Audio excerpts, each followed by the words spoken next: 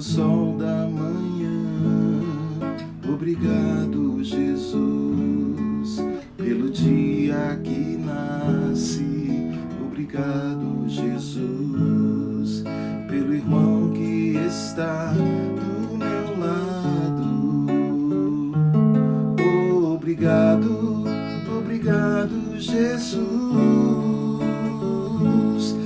Obrigado, Jesus, pelo amor que não morre, pela nova aliança que foi feita na cruz, pela fé e esperança, pela vida eterna. Obrigado, obrigado, Jesus, pelo ar que respiro. Obrigado, Jesus, pelo pão que alimenta. Obrigado, Jesus, pela chuva que cai sobre a terra. Obrigado, obrigado, Jesus.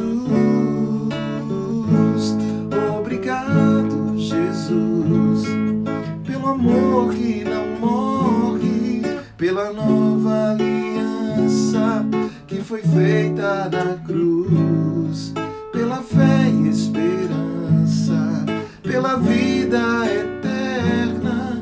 Obrigado, obrigado, Jesus. Obrigado, obrigado, Jesus. Obrigado, obrigado, Jesus.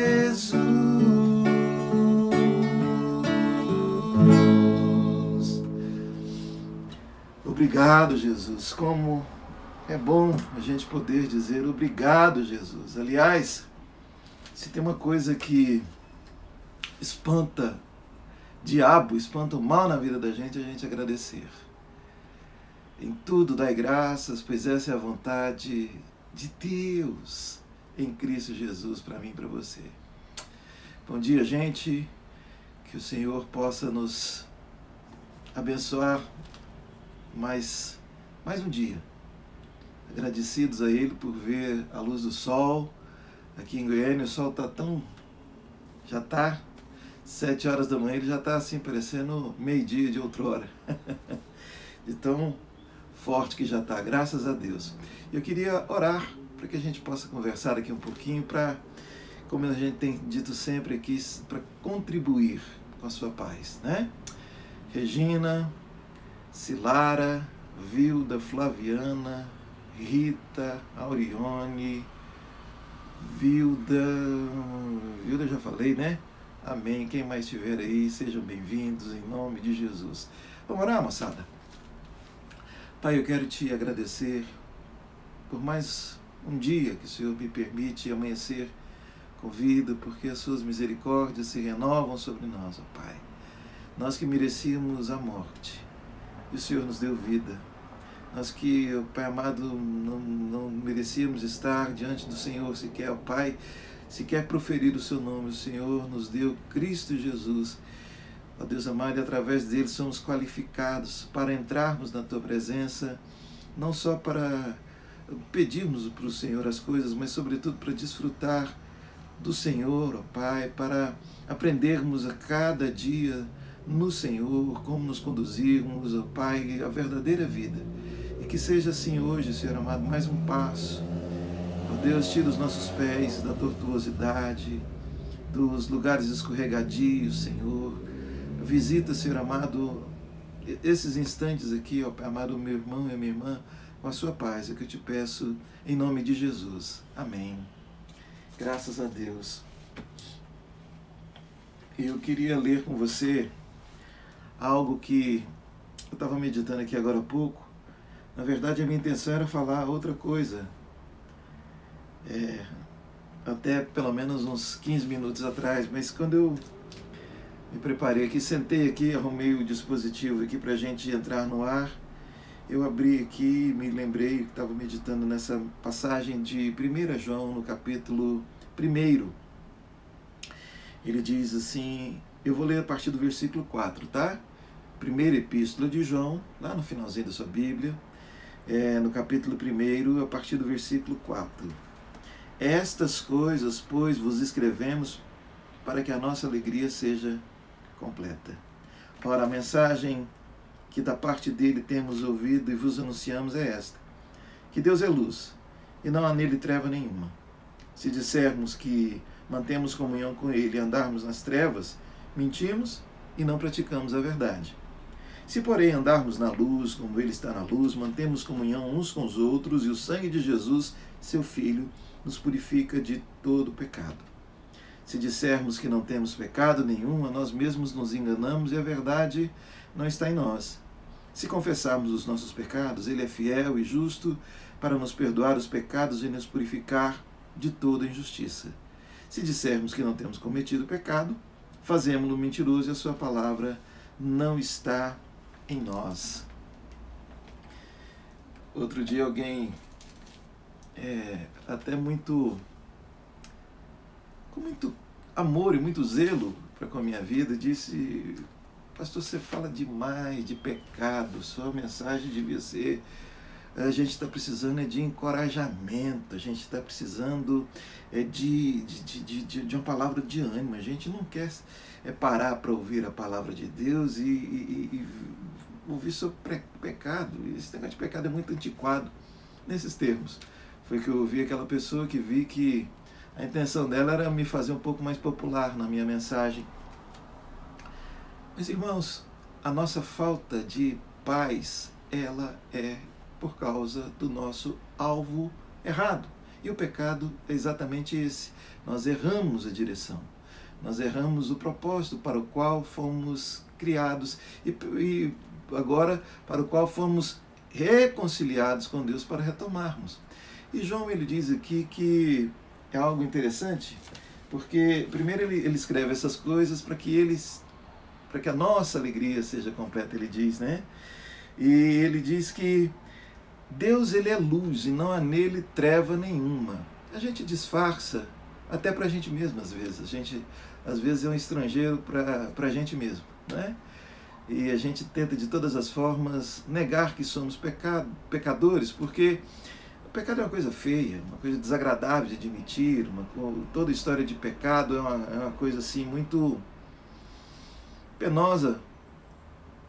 Nos custa admitirmos que somos pecadores. Às vezes a gente fala, né, eu até sou assim, não sou lá assim tão justo, não, mas eu sou uma pessoa muito boa, eu tenho um coração muito bom.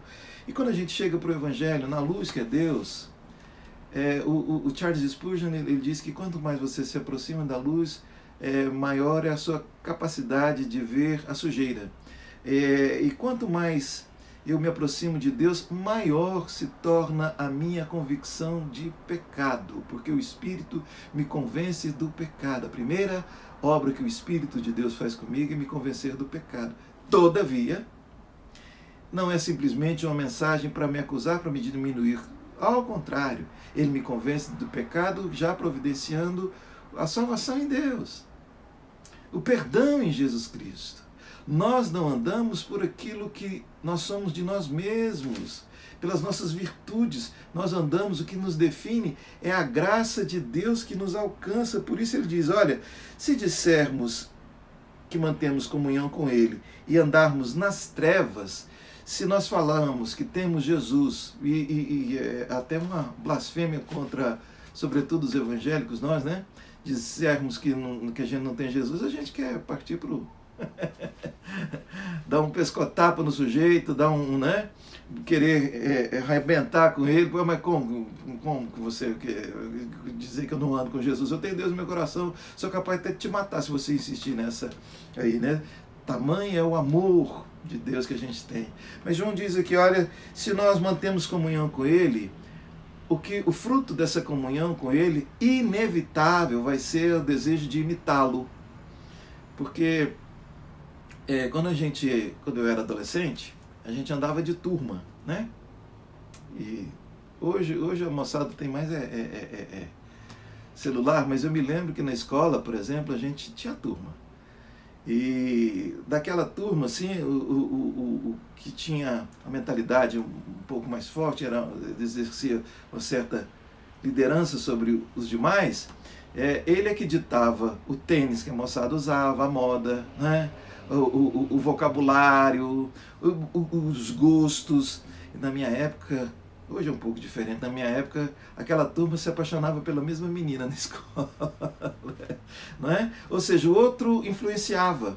Quanto mais quando nós andamos com Jesus.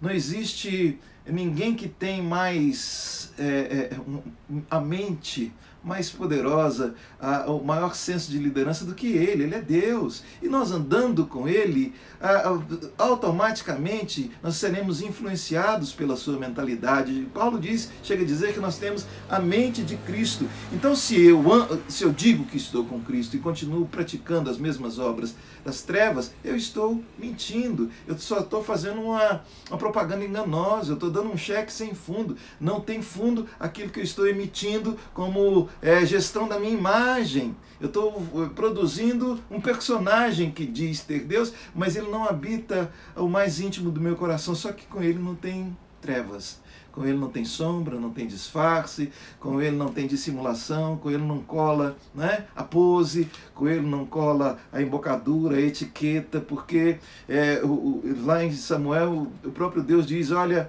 porque o homem julga pela aparência, mas o Senhor ele pesa o espírito. E pesar o espírito na presença de Deus, irmãos, é muito mais profundo do que de repente eu te impressionar com caras e bocas, com sotaque, com embocadura, com trejeitos, com roupas. É muito mais do que isso, porque é aí que a graça do Senhor me alcança. Por isso, quando eu de fato estou andando com Jesus, eu vou ter sempre essa consciência de pecador, porque eu de mim mesmo jamais consigo atingir o patamar, a categoria de santo se eu não for perdoado e conduzido pelo Espírito.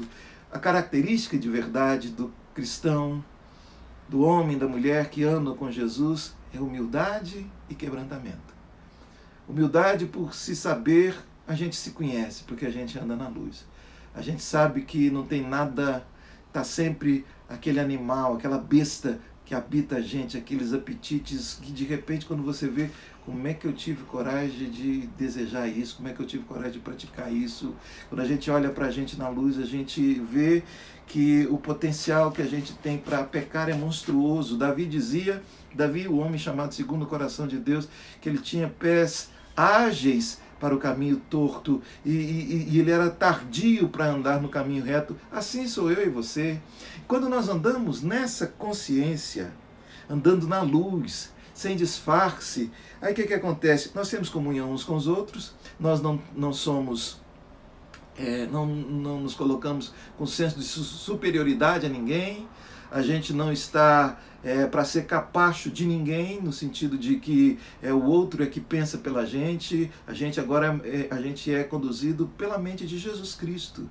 A gente é conduzido por ele, por isso que não pode haver, irmãos, se andamos com Jesus, não pode haver intermediários entre nós e ele. O cristão que anda com Jesus, ele vai estabelecer, ele vai cultivar diariamente uma relação de intimidade com Jesus. E às vezes a gente é treinado para frequentar reuniões, para fazer trabalhos da estrutura religiosa. Isso faz parte, mas isso é secundário. Se nós vamos manter comunhão uns com os outros, e a gente vai ver que o sangue de Jesus ele nos purifica de todo pecado. Ou seja, o pecado que você cometeu, Jesus já morreu por ele lá na cruz do Calvário. Aliás, o Cordeiro foi morto desde a fundação do mundo. Antes que houvesse gente, antes que nós fôssemos criados, Deus já havia providenciado o perdão para nós. Nós não fomos pegos de surpresa. Deus disse, meu Deus, e agora? Aliás, meu Deus, como é que Deus ia fazer, né? Eu.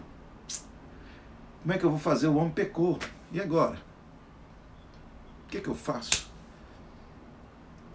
Vamos marcar uma reunião no céu, imediata, extraordinária. O homem pecou, como é que nós vamos fazer? Não, Deus já havia providenciado. Deus já havia providenciado o escape para mim, para você, a sua graça. Jesus me purificando de todo pecado. Então, se nós dissermos que nós não temos pecado, nós estamos nos enganando. E se tem uma coisa que a falsa religião, quando eu estou falando de falsa religião, eu não estou falando das instituições religiosas, eu estou falando daquele espírito de falsa religião que habita a mim e a você, que a gente tem que se vigiar, né? Aquele que produz em nós a empáfia de nos acharmos, de termos um senso de superioridade, porque conhecemos um livro da verdade, porque sabemos alguns, né, os caminhos, está aí no arcabouço, dentro da arca da religião, não é? Se nós dissermos que nós temos pecado, nós estamos mentindo para nós mesmos. Agora, se nós confessarmos o nosso pecado, Ele é fiel e justo para nos perdoar os pecados e nos purificar de toda injustiça. Se dissermos que não temos cometido pecado, fazemos-lo mentiroso e a sua palavra não está em nós. Isso que ele está falando aqui não sou eu, é a palavra do Senhor. João, já velhinho, né? Diz aqui, filhinhos. Aquele João que foi a sua alma sendo exposta diariamente, ano após ano, dia após dia, minuto após minuto.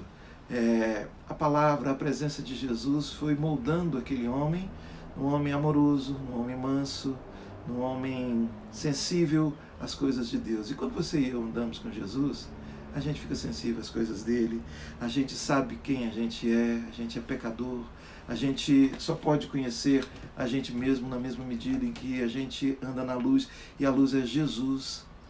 E note que ele não veio para me acusar de pecado, ele veio para me mostrar. Ele veio para me salvar, veio para estender a mão para mim e para você. E por que eu estou contando isso nessa manhã para você? Porque às vezes nós estamos querendo uma mensagem, a bênção de Deus fora do caminho dele. Deus é generoso? É claro que ele é. Ele faz nascer o sol sobre justos e injustos, faz cair a chuva sobre maus e bons. A sua graça é generosa. Todavia, para que você e eu possamos desfrutar de paz, de verdade, em meio a esse mundo cão, em meio a esse mundo perverso, é necessário que nós andemos nessa consciência de que somos pecadores, nascemos filhos do pecado, mas fomos adotados por Jesus Cristo para sermos filhos do reino do seu amor. E para que você e eu andemos de forma condizente com o nome que nós professamos. E é aí que está a paz. Medida em que a gente vai buscando isso que a Bíblia chama de santificação, que é exatamente o processo que eu tenho de tirar o que é do pecado e incluir aquilo que é de Deus, a prática. E às vezes sim, a gente vai dar uma tropeçada aqui, porque a gente é viciado no tal do pecado, mas a gente vai andando, se nós andarmos na luz, se a gente não ficar mentindo que a gente não pecou, se a gente se confessar diante de Deus, o sangue de Jesus nos purifica de todo pecado. É por isso que João disse aqui um pouquinho anterior no versículo 4, essas coisas eu estou dizendo para vocês para que a nossa alegria seja completa. Não existe alegria de verdade fora do pecado. E a pior desgraça que pode haver para qualquer ser humano é se sentir feliz longe de Deus, porque é uma felicidade mentirosa. É a felicidade, é a maior ilusão, o maior delírio que o ser humano pode experimentar nessa existência, é felicidade pecando. Traz felicidade? É claro, se não trouxesse aquela alegria, o prazer, o barato, a gente não pecava, não é? Mas o depois do pecado, sempre depois do carnaval tem a quarta-feira de cinzas, né? Sempre depois da embriaguez tem a ressaca com gosto de cabo de guarda-chuva na boca. Sempre que nós vamos pelo caminho de morte, é impossível não morrermos. E não existe pecado neutro no mundo espiritual, seja ele qual for. Porque Deus não habita no pecado, Deus não tem comunhão. Ele é luz e ele não tem comunhão com as trevas. Ou nós optamos pela luz, confiados no perdão de Jesus, se confessarmos o nosso pecado, Ele é fiel, Ele é justo para nos perdoar os pecados e nos purificar de toda injustiça. Ou a gente faz de conta que não pecou, faz cara de paisagem, a gente, em vez de confessar o pecado, a gente explica. eu tenho sempre dito aqui, se você me acompanha aqui há algum tempo, não é explicar o pecado, é confessar. A gente não precisa ficar, Senhor, como Adão, né? Foi a mulher, Adão, cadê? Você por acaso comeu do fruto que eu falei que não era para comer? Senhor, foi a mulher, o Senhor me deu, sabe como é que é, né? Carne é fraca, essa mulher é bonita demais, o coração da gente fica mole, né? Vem cá, foi senhor, foi a serpente, sabe como é que é? Cobra um bicho danado, me convenceu aqui. A gente sempre fica explicando o pecado. O pecado não é para explicar. Deus sabe que a maldade, a predisposição para a maldade que nos habita. E Davi diz, olha, lá no Salmo 51, depois de ter cometido a sordidez daquele pecado de matar o marido da mulher, depois de ter adulterado com ela, levar ela para o palácio. E Davi disse, olha, o Senhor não quer sacrifício. Se o Senhor quisesse, eu daria sacrifício para o Senhor. O Senhor quer coração contrito e quebrantado. Esse o Senhor não despreza. E confessar o pecado é exatamente isso. É com coração contrito e quebrantado, a gente chama pelo nome aquilo que a gente fez, pelo mesmo nome que Deus chama. A gente não chama pecado de problema, a gente não chama pecado de fui vítima de pecado. Não existe pecado inocente. E quando a gente assume a nossa culpa e a nossa consciência de total falência, de total incapacidade de por nós mesmos nos erguermos, e a gente clama pelo Salvador, aí a gente vai ver que Ele já estava com a mão estendida para nos salvar.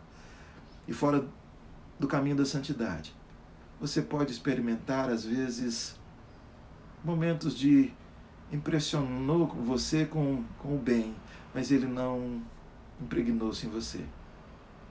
Eu queria deixar isso nessa manhã para a sua meditação. Volte-se para o caminho da santidade do Senhor, para que a sua alegria seja completa. Alegria que, independente de quem está no governo, de quem, da economia, de lockdown, de fora de lockdown, é a alegria que espanta diabo. Porque se tem uma coisa que espanta diabo na vida de qualquer ser humano é a alegria no Senhor, é a gratidão. É dizer louvado seja o Senhor. O diabo olha para a gente e diz, é inútil eu ficar tentando ele, tentar destruí-lo, porque ele já achou, né? Ele já achou o caminho da vida. Portanto, eu queria deixar essa meditação tão breve, tão simples, tão primária e tão singela com você, para que de algum modo possa contribuir com a sua paz.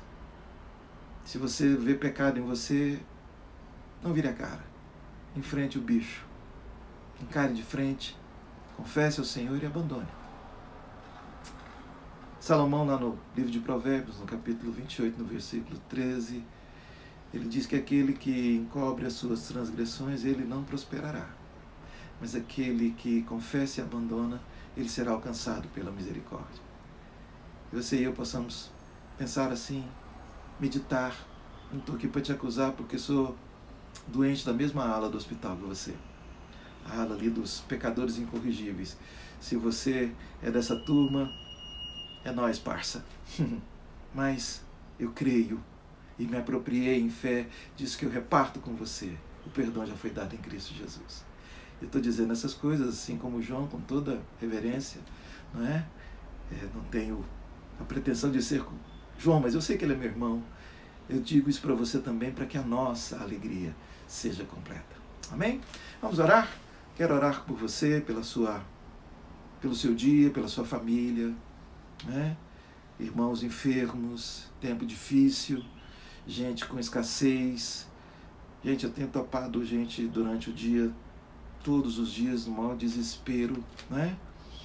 E eu queria aproveitar esse tempo que eu tenho aqui, 2 minutinhos a mais, e pedir a você, reparta, não retenha.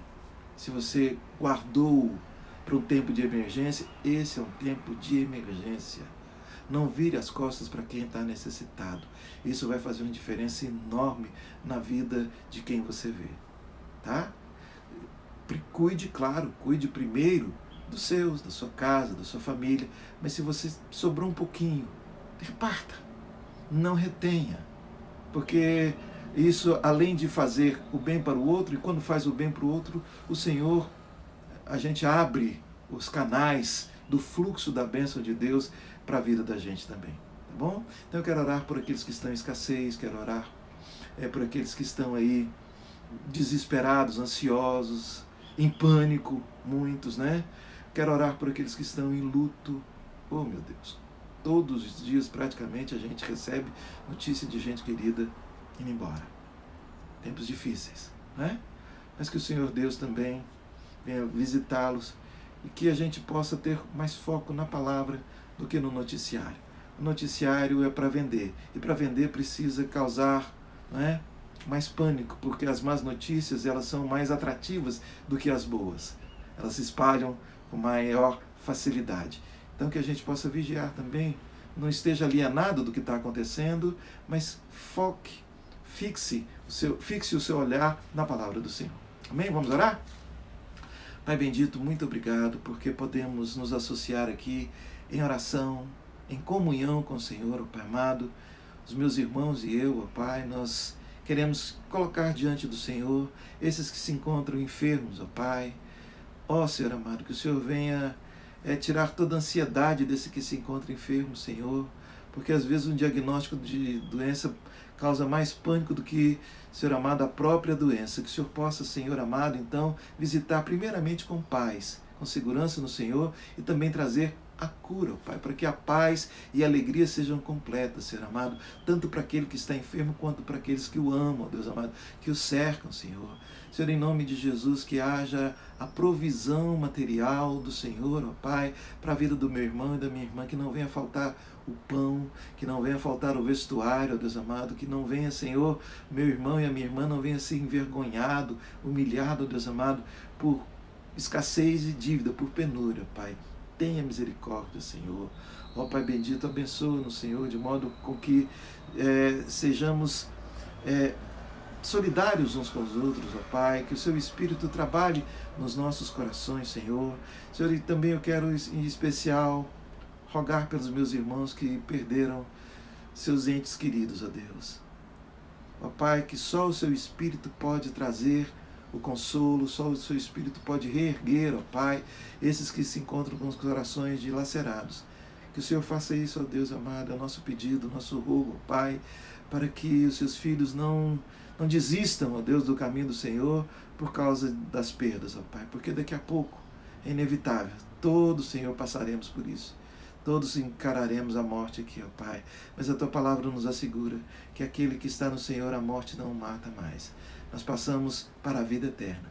Que seja assim, Senhor amado, para a Tua glória, em nome de Jesus. Amém e amém. Gente, muito obrigado pela sua participação aqui nessa terça-feira abençoada, né?